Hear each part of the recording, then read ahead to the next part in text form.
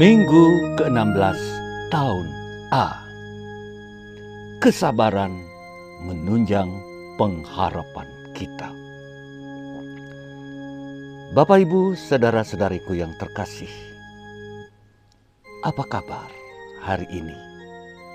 Kabar baik-baik saja, bukan? Tetap semangat dan tetap berpengharapan. Tuhan selalu bersama kita dan menyertai kita anak-anaknya. Amin. Puji Tuhan.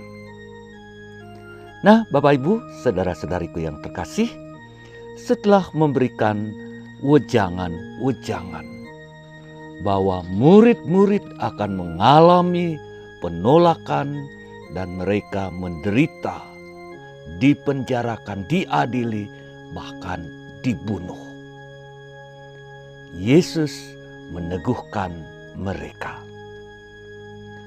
Melalui bacaan-bacaan hari ini yang berbicara tentang kesabaran dan pengharapan. Hadapi segala sesuatu yang akan terjadi dengan kesabaran dan tetap berpengharapan pada Tuhan.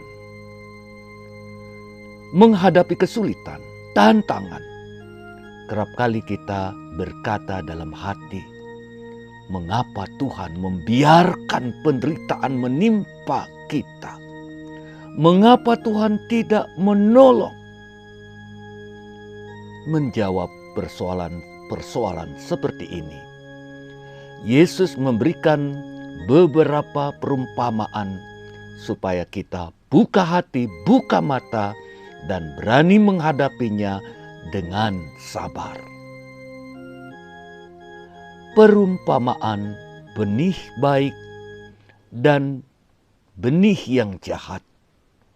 Yang ditanam benih yang baik, kenapa bersamaan tumbuh juga yang jahat? Dari mana datangnya yang jahat padahal tidak ditanam? Seperti hamba-hamba bereaksi, kita juga kerap berpikir yang sama. Harus cepat dibasmi rumput-rumput liar itu.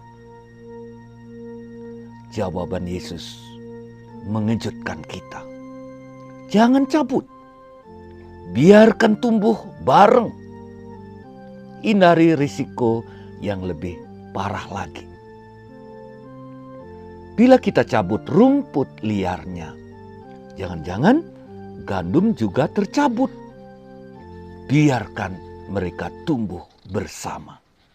Nanti pada waktu panen saja. Waktu panen, cabut lebih dahulu rumput-rumput liar.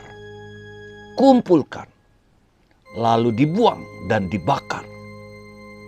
Nah, sekarang kan tinggal gandumnya saja. Bapak, Ibu, saudara-saudariku yang terkasih, pembelajaran apa yang kita dapat melalui perumpamaan ini? Allah itu maha sabar. Dia memberikan kebebasan kepada setiap individu untuk bertumbuh.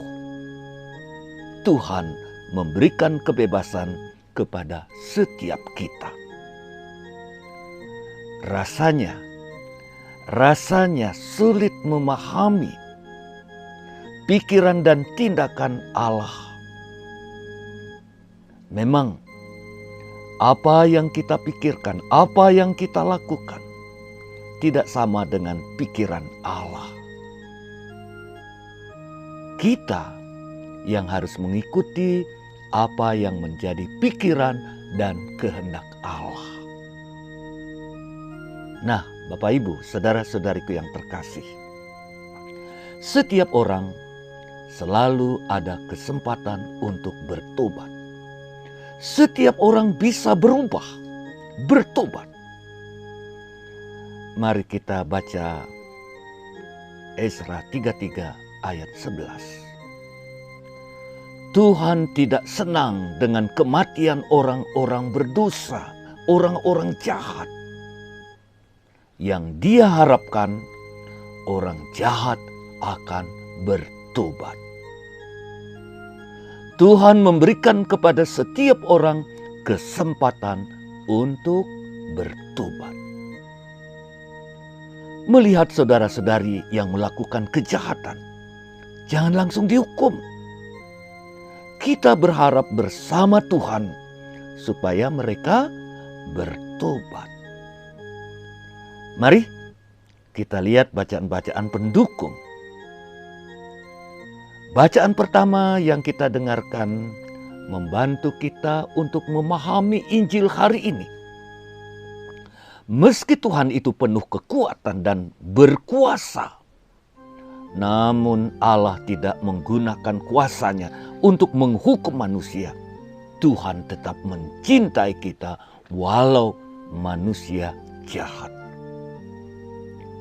Hal ini nampak dalam sikap Tuhan terhadap bangsa Israel. Berapa kali Israel melakukan kejahatan, berdosa, melawan Allah, tidak setia. Namun Tuhan selalu mengampuni dan Tuhan memperbaharui janjinya. Tuhan tetap memberikan kesempatan agar Israel bertobat. Kita diajak untuk mencintai semua orang, sekalipun yang jahat, sekalipun musuh. Karena semua manusia diciptakan secitra, segambar dengan Allah. Semua orang mempunyai kemampuan pada hal yang baik. Kita semua bersaudara, saudara, satu udara. Berhadapan dengan orang jahat, kita berharap ada pertobatan dan orang jahat kembali menjadi manusia yang baik. Iya, Bapak Ibu, saudara-saudariku yang terkasih. Belas kasih dan kelembutan hati Allah memperteguh pengharapan kita. Paulus menambahkan dalam bacaan kedua, bahkan kita tidak tahu apa yang kita mohon, apa yang kita minta. Tapi Allah membantu kita melalui rohnya yang menuntun kita berdoa lebih mendalam lagi. Roh Allah menuntun kita, bahkan roh Allah yang berbicara apa yang harus kita katakan. Itu dia. Tuhan bekerja melalui rohnya. Kemudian Injil menambahkan 2 perumpamaan kecil supaya kita semakin teguh dalam pengharapan kita. Perumpamaan apa? Ayo. Perumpamaan biji sesawi dan ragi. Nah, di sini kembali kita mencoba menyimak. Kerajaan Allah itu mulai dengan sangat sederhana. Mulai dari kecil seperti biji sesawi, tumbuh, berkembang.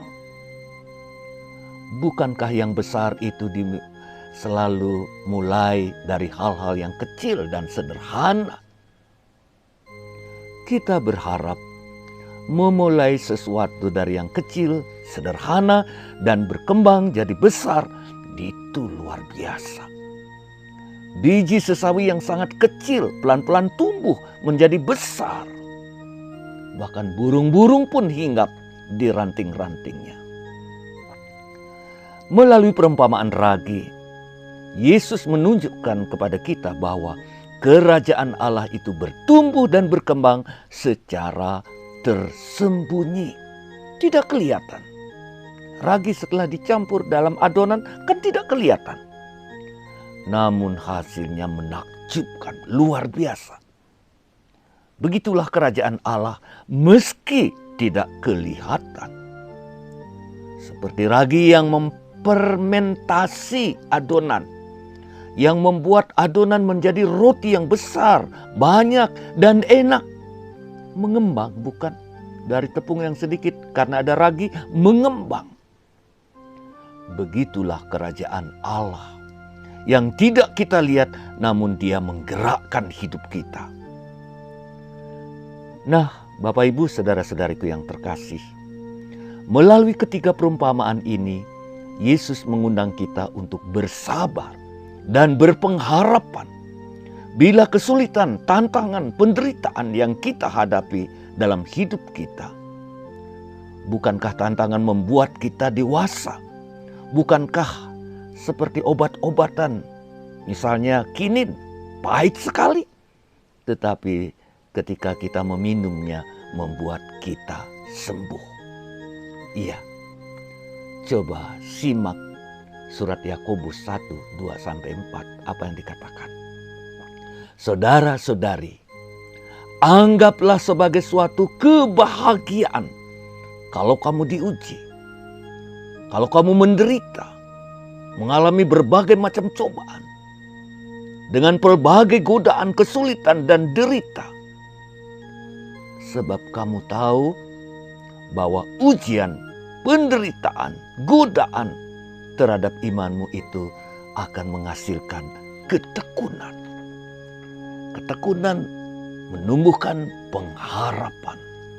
Nah, luar biasa. Ya, Bapak Ibu, saudara-saudaraku, selamat merenungkan sabda Tuhan. Baca, baca, baca, camkan, renungkan. Tuhan akan memberkati kita. Tuhan melalui rohnya akan menuntun kita.